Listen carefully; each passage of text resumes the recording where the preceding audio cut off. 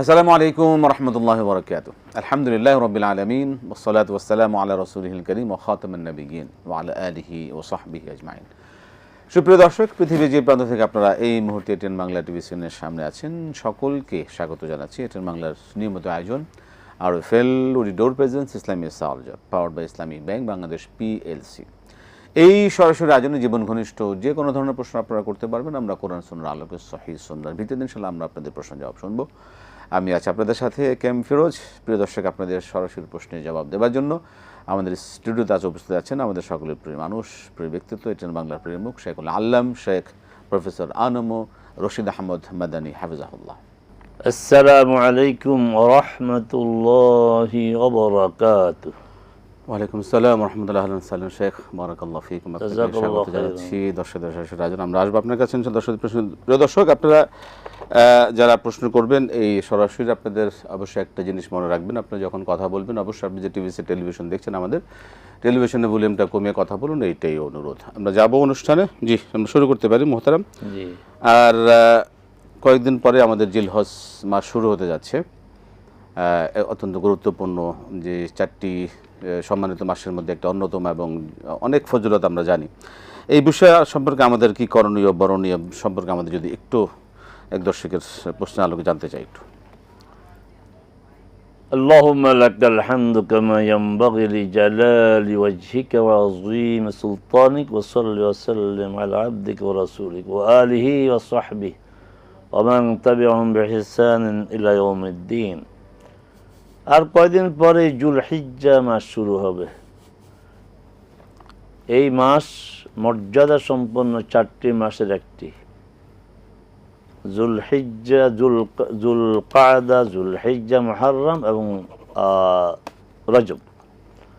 অন্য দিক থেকে হজের জন্য নির্ধারিত যে তিনটি মাস, আল হজ্জ আশহুরুম মালুমাত, সুনির্দিষ্ট তিনটি মাসে হজ হয়। সেই তিন মাস হচ্ছে শাওয়াল, জুলকাদা, জুলহিজ্জা।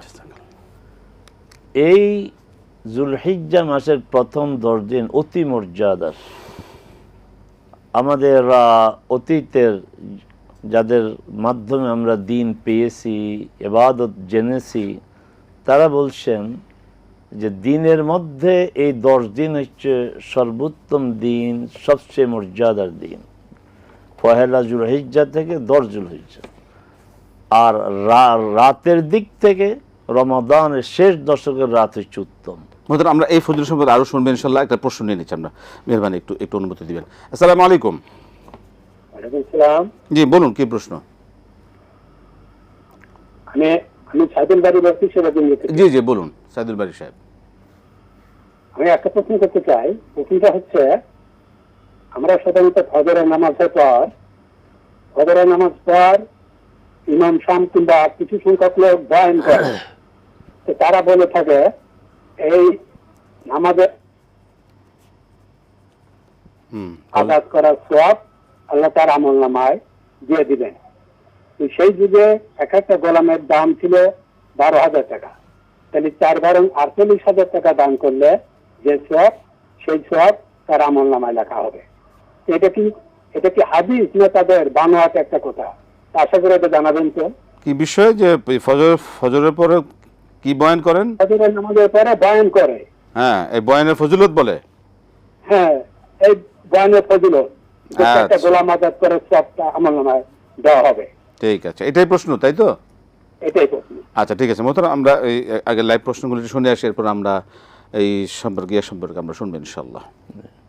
প্রশ্ন শুনলাম ওনারা আল্লাহর ঘরে দাঁড়িয়ে আল্লাহর কিতাব তাদের হাতে উঠে না, হতভাগা মনে কেউ কষ্ট নেওয়ার কোনো কারণ নেই, যা বাস্তব তাই। আল্লাহর ঘর, আল্লাহর বান্দাদের সামনে আল্লাহর কিতাবকে সামনে রেখে কথা বলা হবে। কিন্তু বলা হয় কিতাবি তালিম না, সেখানে কিতাবি তালিম মানে কিতাব তো কোরআন। ওয়াল্লিমুহুমুল কিতাব, রাসূল যে 4টি কাজের ছিল তার মিশনের একটি কাজ হচ্ছে কিতাবের তালিম। সে কিতাব তো কোরআন, কিন্তু এই হতভাগাদের হাতে কোরআন উঠে না, আমি দেখি নাই। এই কোরআন না উঠার কারণেই মনে যখন যা আসে মনের মাধুরী মিশিয়ে বলে দেয়। আর ওনাদের কাছে সোয়াবের হিসাব ছাড়ার কোনো কথা নেই, আযাবের কথা নেই। তাদের এই পুরা প্রোগ্রামের নাম হচ্ছে ফাজাইল আমল, আমলের যত ফজিলত পারো, সহিহ হাদিস পাইলে ভালো, না পাইলে জয়ীব বলো, বানাইয়া বলো, বুজুর্গদের কথা বলে বলো, এটা ভ্রান্তি। আল্লাহ তাদেরকে ওই বুঝ দেন যেন আল্লাহর ঘরে দাঁড়িয়ে সত্য কথা বলে, কিতাবের তালিম মানে কোরআনের তালিম দেয়, সুন্নাহর কথা বলে। না, এই ধরনের কথা সঠিক না, এই ধরনের কথা মোটেই সঠিক না। এগুলি বলে বলে মানুষকে এই শুধু সোয়াবের জন্য বলতে গেলে সোয়াব প্রয়োজন আছে আমাদের, কিন্তু সোয়াবের জন্য এত পেরেশান যে হারামের কোনো মানে চিন্তা নাই, দিব্য হারাম কাজ করে যাচ্ছে, কিন্তু সোয়াব তো আছে, সোয়াবেরটা ধরতেছে।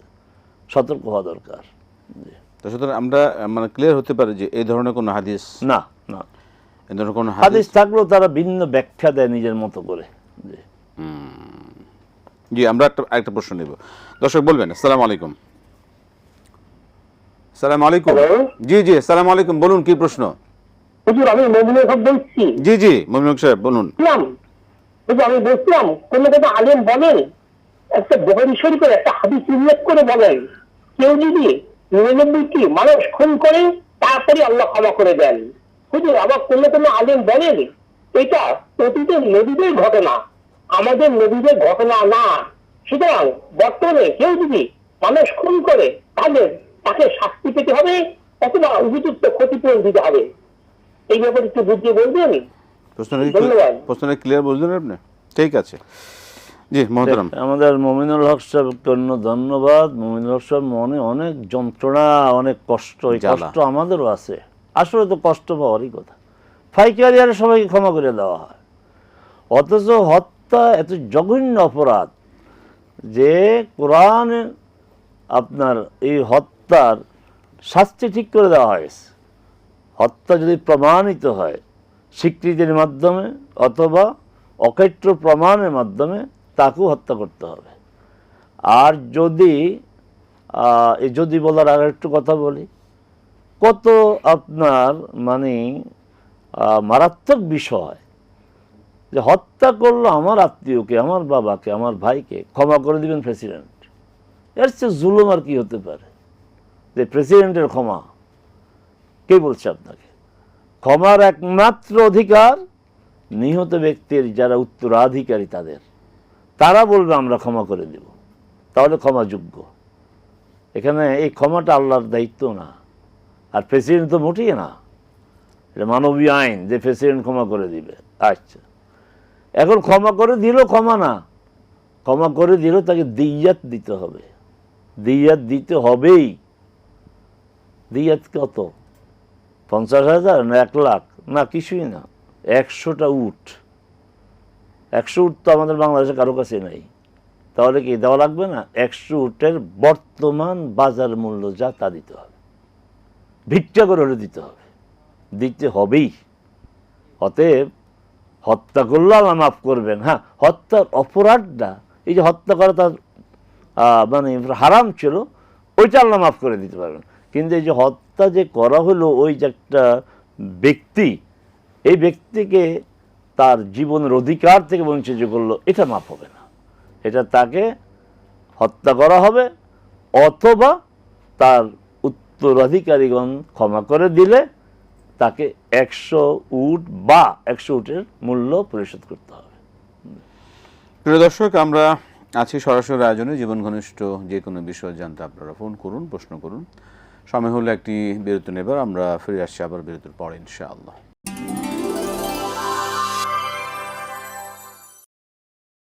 আসসালামু আলাইকুম রহমতুল্লাহি ওয়া বারাকাতুহু। প্রিয় দর্শক, ফিরে এলাম বিরতির পর। RFL ডোর প্রেজেন্স ইসলামী সাহায্য powered by Islami bank Bangladesh PLC। আমরা সরাসরি আয়োজনে আছি জীবন ঘনিষ্ঠ যে কোনো বিষয় জানতে। প্রিয় দর্শক, আপনারা ফোন করুন, প্রশ্ন করুন, আমরা শুনবেন ইনশাআল্লাহ আপনাদের প্রশ্ন জবাব কোরআন সুন্নাহ আলোকে, সহিহ সুন্নাহর ভিত্তিতে। মুহতারামের কাছে প্রশ্ন আসছে। জি দর্শক বলবেন। আসসালামু আলাইকুম।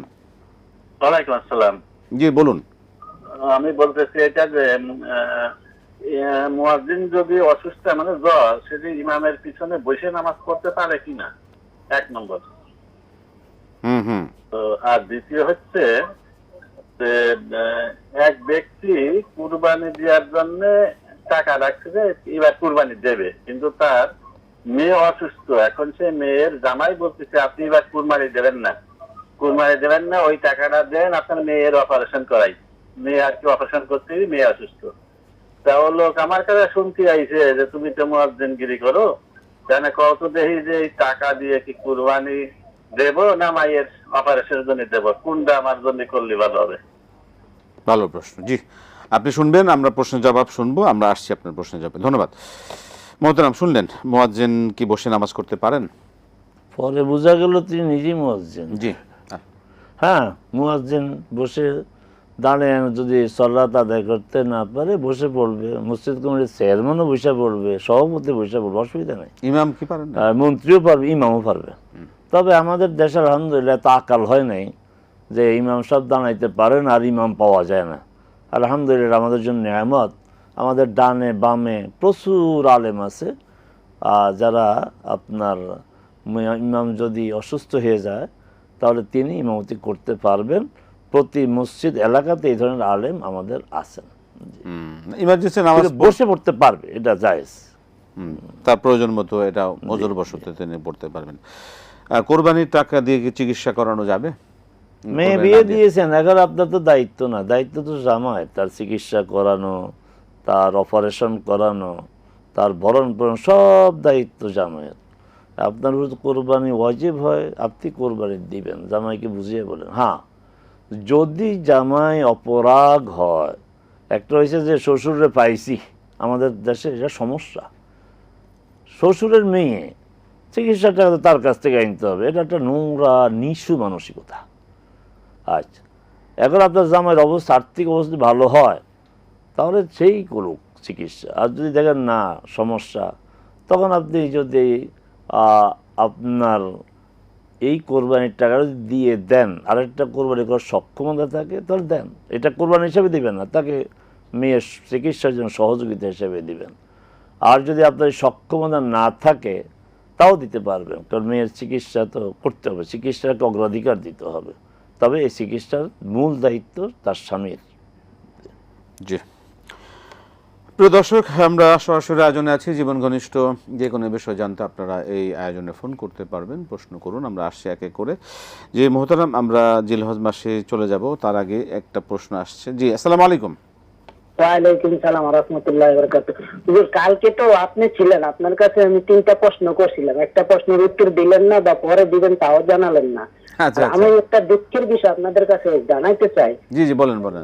আমরা অনেক গুরুত্বের সাথে দেখি, কিন্তু আমাদেরকে অনেক অপমূল্য করানো হয়। যেমন গতকালকে মাত্র 10 মিনিট প্রোগ্রামটা আমরা পাইছি, 20 মিনিটের ভিতরে 5 মিনিট করে 2টা অ্যাডভার্টাইজ আছে, 20 মিনিটের ভিতরে। তারপরে 7টা প্রশ্নের উত্তরের ভিতরে 6টা প্রশ্নের উত্তর দেওয়া হয়েছে, একটা উত্তর না দিয়ে চলে গেল। আচ্ছা আচ্ছা, এর আগে আমরা দেখছি ফেসিস সরকারের আমলে ওই সরাদ্দি উদ্যানের লাইফে গেছে, আমাদেরকে লাইফের বাদ দিয়ে। আচ্ছা, ঠিক আছে, ধন্যবাদ ধন্যবাদ ধন্যবাদ। আমাদেরকে আপনার আজকে 2 নম্বর আয়াতে বলা হয়েছে, হে মুমিনগণ, তোমরা নবীর কণ্ঠস্বরের উপরে কণ্ঠস্বর উঁচু করো না। এটা কি উপস্থিত না অনুপস্থিত সকলের উম্মতের জন্য বলছে? উপস্থিত উম্মত না অনুপস্থিত সকল উম্মতকে বলছে? আর 4 নম্বর আয়াতে বলছে মুমিনগণ, 4 নম্বর আয়াতের ইয়াটাও আমাকে একটু দয়া করে জানাবেন, ওটা আমার এখন মনে নাই। 2 এবং 4 নম্বর আয়াতের ব্যবস্থাটা আমি অনেকবার করছি, কিন্তু আমি। আচ্ছা, ঠিক আছে, আপনি মনে করুন। ধন্যবাদ আপনাকে। জি মোহতারাম, গতকাল আসলে আমাদের সময় কিছুটা সংক্ষিপ্ততা ছিল, আসলে আমরা দুঃখ প্রকাশ করেছি যে আসলে সকল প্রশ্ন জবাব দিতে পারিনি। আলহামদুলিল্লাহ আজকে শুনছি ইয়া আইয়ুহাল্লাযীনা আমানু লা তারফাউ আসওয়াতাকুম ফাওকা সাওতিন নবী। এটা কি উপস্থিত অনুপস্থিত দুই ক্ষেত্রে প্রযোজ্য? আমাদের সম্মানিত ভাইয়ের প্রতি সম্মান শ্রদ্ধা রেখেই বলছি যে আমাদের এখানে শুধু আপনি তো না, বহু ভাই বোন অপেক্ষা করে, লাইন পায় না। আজকেও তো আপনি প্রয়োজনের চেয়ে বেশি সময় নিয়েছেন, আমরা সময় দেই না যেমন অভিযোগ, আপনারা প্রয়োজনের চেয়ে বেশি সময় নেন, এটা তো ভাবতে হবে। এরপরে আপনি যে আয়াত নিয়ে কথা বললেন, আপনি স্থানীয় ওলামায়ে কেরামকে এই আয়াত ব্যাপারে জিজ্ঞাসা করেন। আমাদের এখানে কেন? আমাদের এখানে একেবারে জীবন ঘনিষ্ঠ প্রশ্ন, আপনি শরিয়ার বিধান কি? এটাই করা যায়, এই দলিল, যায় না এই দলিল। কারণ আয়াত নিয়ে যদি আপনি তাফসির ব্যাখ্যা চান তাহলে তো সমস্যা। ইয়া ইয়দা আমর তারফাউ আসওয়া লা তারফা আসওয়া ফাওকা, এটা একদম কিয়ামত পর্যন্ত চলবে। এই আওয়াজ যারা তখন ছিল তাদের জন্য হচ্ছে আক্ষরিক অর্থে আওয়াজ, আর কিয়ামত পর্যন্ত হচ্ছে রাসূল সাল্লাল্লাহু আলাইহি ওয়াসাল্লামের সূত্রে বলা হবে রাসূল সাল্লাল্লাহু আলাইহি ওয়াসাল্লাম করেছেন, বলেছেন, তার সামনে হয়েছে, সমর্থন করেছেন, এটা একটা আওয়াজ। এই আওয়াজের উপরে কোনো ইমামের আওয়াজ চলবে না। রাসূল সাল্লাল্লাহু আলাইহি ওয়াসাল্লাম বলেছেন, বাস এটাই মানতে মানে হবে। আওয়াজ বলতে মতামত, মতামত, কারণ রাসূল তো সিদ্ধান্ত। আওয়াজে কথা বলেছেন তো, নাকি? সিদ্ধান্ত। এই সিদ্ধান্তের উপরে কোনো সিদ্ধান্ত দেয়া যাবে না। যে আপনি তো হাদিস এটা বলেন, কিন্তু আবু হানিফা রাহিমাহুল্লাহ এটা বলেছেন, এটা হচ্ছে রাসূলের আওয়াজের উপর আওয়াজ উঠানো। আপনি যে হাদিস বলেছেন কিন্তু আপনার অমুক বুজুর্গই কথা বলেছেন, তাহলে রাসূলের আওয়াজের উপরে আওয়াজ ধরে, এটা কিয়ামত পর্যন্ত চলবে। রাসূলের আওয়াজ মানে রাসূল যা করেছেন সহিভাবে প্রমাণিত, রাসূল বলেছেন বিশুদ্ধভাবে প্রমাণিত, রাসূলের সামনে ঘটেছে, তিনি সমর্থন দিয়েছেন, বিশুদ্ধভাবে প্রমাণিত, কিয়ামত পর্যন্ত এটাই উপরে থাকবে, এর উপরে কারো কথা উঠবে না। চমৎকার। আসলে এই বিষয়টাই ক্লিয়ার হওয়ার জন্য আসলে মোহতারাম আপনাদের মতো এত বিজ্ঞভাবে এতভাবে তো স্থানীয় ওলামারা অনেক সময় পান না তারা, এই জন্য আমাদের কাছে আসেন। ধন্যবাদ দর্শক আপনাকে, আপনাকে ইনশাআল্লাহ অব্যাহত থাকবে আপনার প্রশ্ন। আমরা প্রশ্ন যাচ্ছি। আসসালামু আলাইকুম। জি হুজুর, আসসালামু আলাইকুম হুজুর। জি জি মাসুম সাহেব বলুন। মাসুম কুমিল্লা ধর্মপুর জি জি জি, থেকে। আপনার কণ্ঠটা। প্রথম প্রশ্নটি হলো যে অত্যাচারী ইঁদুর মারা ইসলামে জায়েজ কিনা? ইঁদুর অত্যাচারী ইঁদুর, হ্যাঁ ওরা খুব দুষ্টামি করে। আর দ্বিতীয় প্রশ্নটি পবিত্র কোরআন থেকে সূরা বনী ইসরাইল আয়াত 13 অধ্যায় 17, সূরা ইসরাইল 13, প্রত্যেক মানুষের কর্ম আমি তার গলায় বেঁধে দিয়েছি। প্রত্যেক মানুষের কর্ম আমি তার গলায় বেঁধে দিয়েছি। এই আয়াতটিতে কর্ম বলতে কি বোঝা গেছে? কর্ম মানে কি? আয়াতটিতে সূরা ইসরাইল আয়াত 13। ঠিক আছে। আসসালামু আলাইকুম। ওয়ালাইকুম আসসালাম ওয়া রাহমাতুল্লাহি ওয়া বারাকাতুহু। অত্যাচারী ইঁদুর তেলাপোকা, এই যে আমাদের বিরুদ্ধে একটু আগে অভিযোগ, আমরা আপনার কথা বলার সুযোগ দেই না, সময় কম দেয়। এই যে মাসুম সাহেবের আওয়াজ শুনেই আমাদের কি কারি ফিরোজ সাহেব বলে ফেললেন মাসুম সাহেব, এরপর আপনি মাসুম সাহেব কুমিল্লা, ধর্মসাগর ইত্যাদি ইত্যাদি বলে দিলেন। তাহলে আপনি যদি 50 সেকেন্ড সময়ের জন্য নেন তাহলে অন্যের হক নিয়েছেন। হ্যাঁ, ইঁদুর অত্যাচারী ইঁদুর কেন? অত্যাচারী মানুষও মারা যাবে আইনের মাধ্যমে। অত্যাচারী মানুষকেও আপনার মারতে হবে, তবে কেউ না, রাষ্ট্র তার আপনার বিধিবদ্ধ প্রতিষ্ঠানের মাধ্যমে সে যে অত্যাচারী প্রমাণিত হলে মারতে হবে। এই 24 সালের এই ঘটনা ঘটেন আমাদের ঘটেছে, মানে এটা শাস্তিযোগ্য অপরাধ কোনো হিসেবে। কোনো জায়গাতে মানুষ আইন নিজের হাতে তুলে নিয়েছে, এটা অন্যায়। কিন্তু এই যে আপনার আইনের প্রক্রিয়া অবলম্বন করে, তখনকার সময় বহু লোকের ফাঁসির আদেশ অলরেডি হয়ে গেছে, তো শুধু ইঁদুর না, মানুষও মারা যায়। মানে যথাযথ আইনি প্রক্রিয়ার মাধ্যমে। আর আপনি সূরা বনী ইসরাইলের তাফসির আপনি দেখে নেবেন কোন আপনার বিশুদ্ধ তাফসির থেকে, এখানে তাফসিরের ক্লাস না এটা। জি অবশ্যই।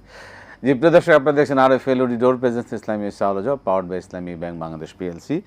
আমরা একটা বিরতিতে যাচ্ছি, ফিরে আসছি আবার বিরতির পরে ইনশাআল্লাহ।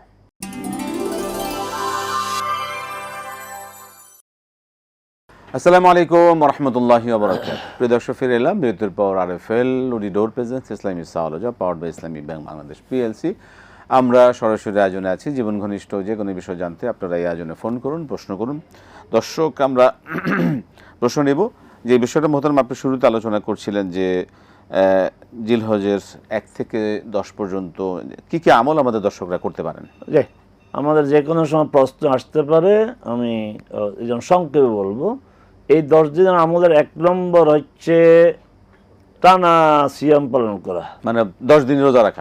10 দিন তো না, আমি এটাকে বলি 9.5 দিন। 9.5 দিন, কারণ 9 দিন পুরা, আর 10ম তারিখে যেহেতু ঈদের দিন রোজা রাখা হারাম, ঈদের দিন ওই যে আপনি কোরবানি দিবেন ওই গোশত দিয়ে প্রথম খাবার খাবেন, তো অতটুকু রোজা।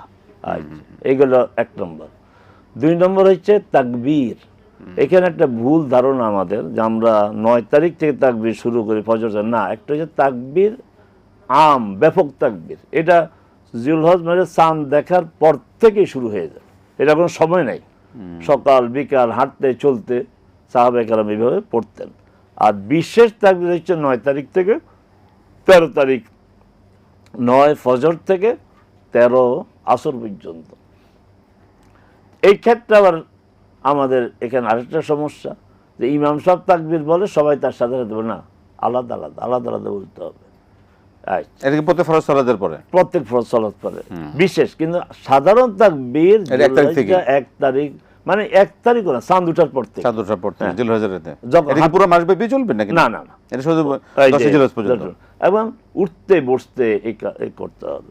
আরেকটা তো আমল হচ্ছে কোরবানি, যার উপরে কোরবানি ফরজ তিনি কোরবানি দিবেন। এগুলো হচ্ছে পজিটিভ আমল। নেতিবাচক আমল আছে, যিনি কোরবানি দিবেন তিনি নখ কাটবেন না। এই আগেই আপনি 29 জুলকাদা 30 জুলকাদা মানে জুলহজ মাসের চাঁদ দেখার আগে এই কাজগুলি করে ফেলবেন। কোনো কাটাকাটি করা যাবে না? কোনো কাটাকাটি চুল কাটা, নাক কাটা কখন এটা করবেন? কোরবানি দেওয়ার পরে। আচ্ছা, আর কি এরপর থাকলো 9 তারিখে আরাফার সিয়াম পালন করতে হবে। 9 তারিখ আরাফার সিয়াম বলতে 9 তারিখ না, এই আমরা দেখব যে আরাফাত ময়দানে হাজিরা দিন অবস্থান করতেছেন, আপনাদেরকে অগ্রিম দাওয়াত দিয়ে রাখি। আমরা ইনশাআল্লাহ এখানে আমরা লাইভ প্রোগ্রাম থাকবে, আমাদের ফিরোজ সাহেব থাকবেন, আমি থাকবো, আরো আলেমরা থাকবেন, আপনারা এই প্রোগ্রামটা দেখবেন। আমরা আচ্ছা আপনার কাছে আবার আসবো, একটা প্রশ্ন নিয়ে নিই আমরা। জি, আসসালামু আলাইকুম দর্শক, বলুন। সালাম, জব্বার বলছিলাম স্যার, আপনাদের সময় স্বল্পতা জি, প্রশ্ন। আব্দুল জব্বার সাহেব বলুন। অবশ্যই প্রশ্ন নিয়েন যে আল্লাহ তো নামাজের পরে পিতা মাতাকে এহসান করতে বলছেন, ঠিক আছে হুজুর? তা আমার প্রশ্ন হচ্ছে, পিতা মাতাকে এহসান করতে গিয়ে সমাজে দেখা যায় যে এমন বিরোধ সৃষ্টি হয়, স্বামী আর স্ত্রীর মাঝে ডিভোর্সের পর্যায়ে বাড়ায়। তা স্যার বুঝায় বলবেন আমরা কোন দিকে প্রায়োরিটি দেবো, আমি ডিভোর্স করবো না বাপ মাকে এহসান করবো? 2 নম্বর প্রশ্ন হচ্ছে যে আমরা এই যে আমি যে এর আগে বলছি ওটা আরেক পালি বলছি, আবার ধরুন যে একই প্রশ্ন করে। আমরা জানাজান নামাজে বলি যে স্বামীর আগে স্ত্রী মরা সে স্ত্রীটা ভাগ্যবান। কোরআন হাদিস দ্বারা প্রমাণিত কিনা? এবং এ কথাটাও বলে যে তোমরা মুসলমানের কবরে আসেন, অনেক কিন্তু তা লেখা নাই, তাফসীরে লেখা আছে মুসলমানের মরো না, এটা বলা হচ্ছে শরীফ কিনা? আসসালামু আলাইকুম। ঠিক আছে, জি মোহতারাম, নামাজের পরে না, নামাজের পরে আল্লাহর ইবাদত পরে। ওয়াকাদা রাব্বুকা আল্লা তা'বুদু ইল্লা ইয়াহু ওয়া বিল ওয়ালিদাইনি ইহসানা। আল্লাহ সিদ্ধান্ত, তোমার রবের সিদ্ধান্ত যে তারই ইবাদত করবে, আর কারো ইবাদত করবে না, এবং পিতামাতার সাথে সদয় আচরণ করবে। ওয়াবুদুল্লাহ ওয়া বিল ওয়ালিদাইনি ইহসানা, আল্লাহর ইবাদত করো এবং পিতামাতার সাথে ইহসান করো। এই জন্য জব্বার সাহেবকে অনুরোধ করলেন শুধু নামাজ, আল্লাহর ইবাদত, আল্লাহর দাসত্ব, গোলামি, আল্লাহর হক, তথা হচ্ছে আল্লাহর হক, তারপরে পিতামাতার হক।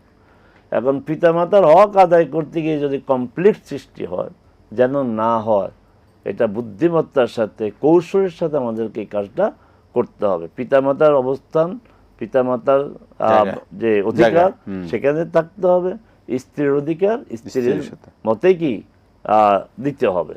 যে এই জন্য স্বামীকে, স্বামী তো ওনাদের সন্তান, ওনার স্বামী খুবই কৌশলী হতে হবে এবং খুবই সবর করতে হবে। এরপরে স্বামীর আগে স্ত্রী মারা গেলে ভাগ্যবান না, এই সমস্ত কথা ঠিক না। স্বামীর আগে স্ত্রী মারা গেলে স্ত্রী ভাগ্যবান, স্ত্রী মারা গেলে স্বামী ভাগ্যবান না, বিষয়টা এমন না। মূল বিষয় হচ্ছে যে ঈমানের উপরে, ইসলামের উপরে মৃত্যু হওয়া, এবং স্ত্রী যদি নেক স্ত্রী হন, স্বামী দোয়া করবে, স্বামীর জন্য স্ত্রী দোয়া করবে, এ কথা সঠিক না। যে সেক্ষেত্রে কোনো স্ত্রীকে কামনা করতে পারে না তোমার আগে যেন আমার মৃত্যু হয়, মৃত্যু কামনা করা আমাদের সমাজে বলা হয়, কার কি মৃত্যু কখন হবে এটা তো বলা মুশকিল, এটা আমাদের সবাই চালু আছে, না বলে ভালো।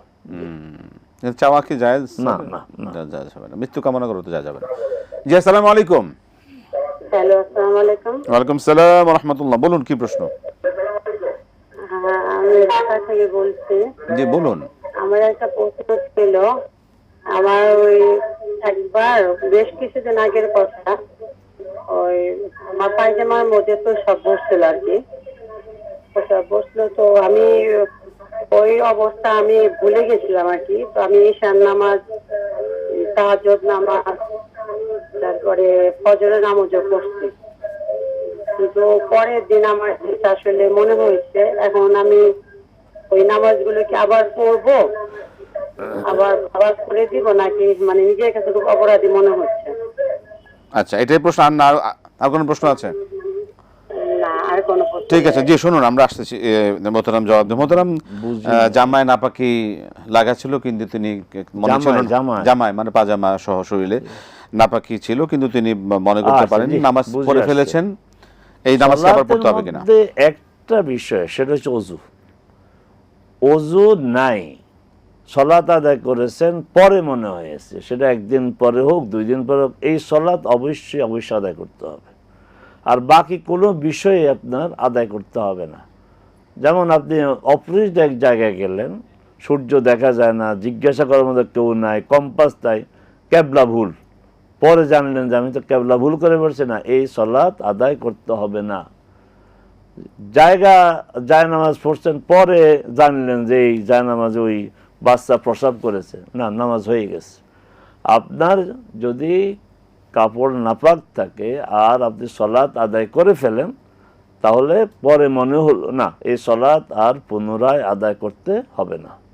শরিয়াত তো জটিল না, শরিয়া সহজ।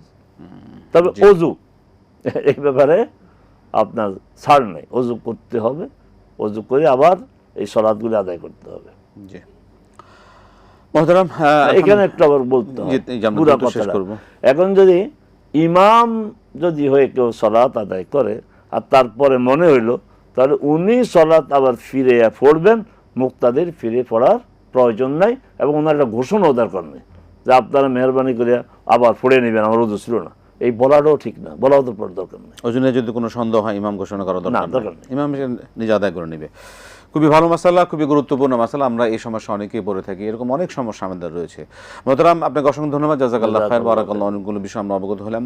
এই যত সমস্যা আছে, সমস্যা নিয়ে আমাদের এই আজকের অনুষ্ঠান, সমস্যা সমাধান আমরা কোরআন সুন্নাহর আলোকে জানলাম। এভাবে আমরা জানবো, মানব। আল্লাহ পাক আমাদের কবুল করুন। যা জানছি তা আমরা আমাদের জীবনে বাস্তবায়ন করতে পারি, তা পালন করে আল্লাহ সুবহানাহু ওয়া তাআলা আমাদের জন্য সহজ করে দিন। আজকে শেষ করতে হচ্ছে, বিদায় নিচ্ছি। আসসালামু আলাইকুম ওয়া রাহমাতুল্লাহ।